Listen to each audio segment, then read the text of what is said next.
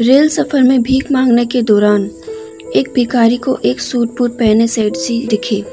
उसने सोचा कि ये बहुत अमीर होंगे, इससे भीख मांगने पर ये मुझे जरूर अच्छे पैसे देगा। वे उस सेठ से भीख मांगने लगा।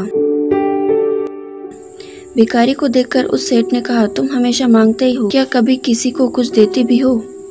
भिखारी बोला, साहब मैं तो भिखारी हूँ, हमेशा लोगों से मांगता ही रहता हूँ। मेरी इतनी औकात कहाँ की किसी को कुछ दे दूँ। सेठ जी ने कहा, जब किसी को कुछ दे नहीं सकते तो तुम्हें मांगने का भी कोई हक नहीं है। मैं व्यापारी हूँ और लेन देन में ही विश्वास करता हूँ।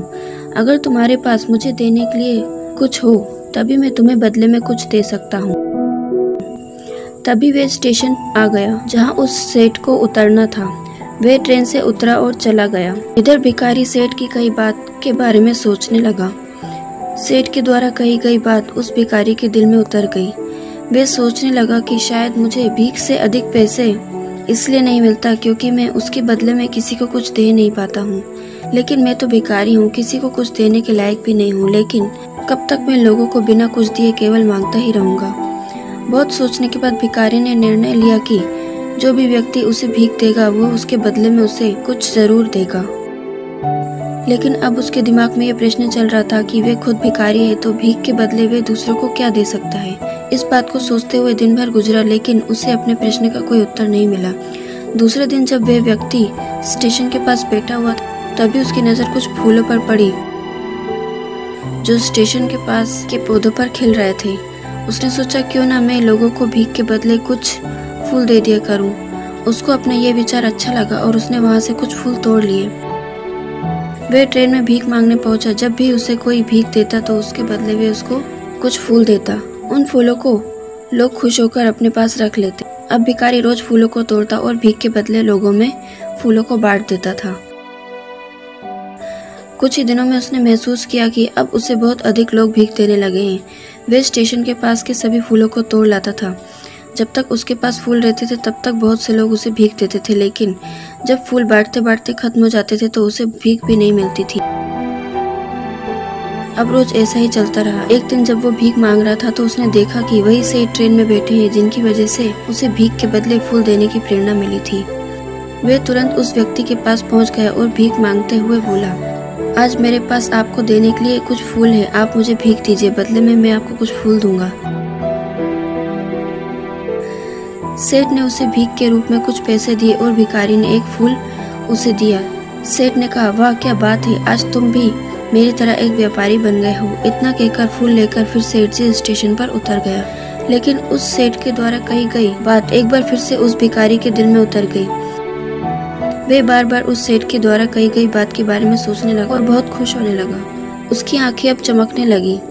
उसे लगने लगा कि अब उसके हाथ सफलता की वह चाबी लग गई है जिसके द्वारा वह अपने जीवन को बदल सकता है। वह तुरंत ट्रेन से नीचे उतरा और उत्साहित होकर बहुत तेज आवाज में ऊपर आसमान की ओर देखकर बोला, मैं भिखारी नहीं हूँ, मैं तो व्यापारी हूँ। मैं भी उस सेठ जैसा बन सकता हूँ, मैं भी अमीर बन सकता हूँ।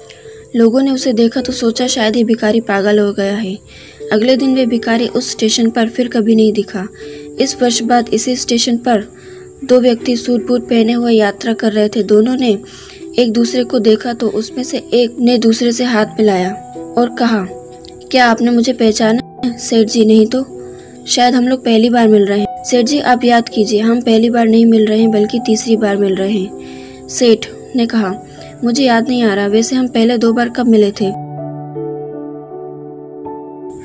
अब पहला व्यक्ति मुस्कुराकर बोला, हम पहले भी 2 बार इसी ट्रेन में मिले थे। मैं वही भिखारी हूँ जिसको आपने पहली मुलाकात में बताया था कि मुझे जीवन में क्या करना चाहिए, और दूसरी मुलाकात में आपने मुझे बताया था कि मैं वास्तव में कौन हूँ। सेठ जी ने कहा, ओह याद आया, तो तुम वो भिखारी हो जिसे मैंने एक बार भीख देने से मना किया था और दूसरी बार मैंने तुम्हें कुछ फूल खरीदे थे। लेकिन आज तुम सूट बूट में पहने कहाँ जा रहे हो और आजकल क्या कर रहे हो? सेठ जी, मैं वो भिखारी हूँ, लेकिन आज मैं फूलों का एक बहुत बड़ा व्यापारी हूँ और इसी व्यापार के काम से दूसरे शहर जा रहा हूँ। आपने मुझे पहली मुलाकात में प्रकृति का नियम बताया था जिसके अनुसार हमें तभी कुछ मिलता है जब हम कुछ देते हैं। लेन देन का ये नियम वास्तव में काम करता है।